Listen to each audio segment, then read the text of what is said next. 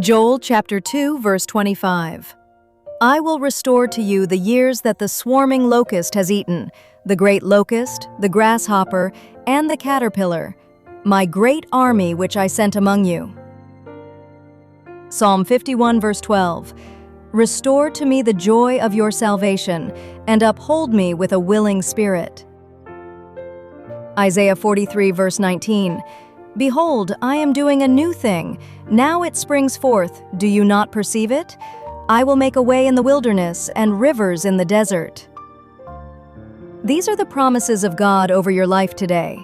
The years the enemy stole, He is restoring them. The joy you lost, He is bringing it back. The new thing, it is already springing forth. Receive His word. Heavenly Father, You are the God who restores, the God who makes all things new. I come before You tonight, claiming every promise You have spoken over my life. Your word declares that You will restore the years the locusts have eaten. Lord, I receive that tonight. Every year stolen by sickness, restore it.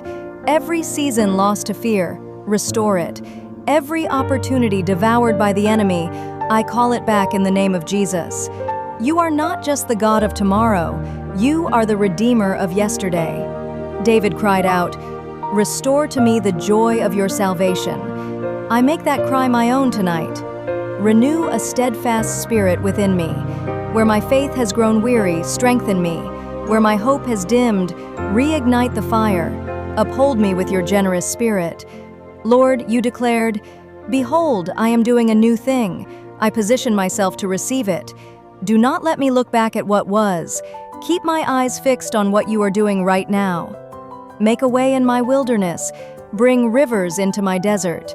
I declare that the former things are passing away. The new has come." I seal this prayer with thanksgiving, not because I see the answer, but because I trust the one who promised. Thank You, Father, for restoration. Thank You for renewal. Thank You for the new thing You are already doing. In the mighty name of Jesus Christ, amen.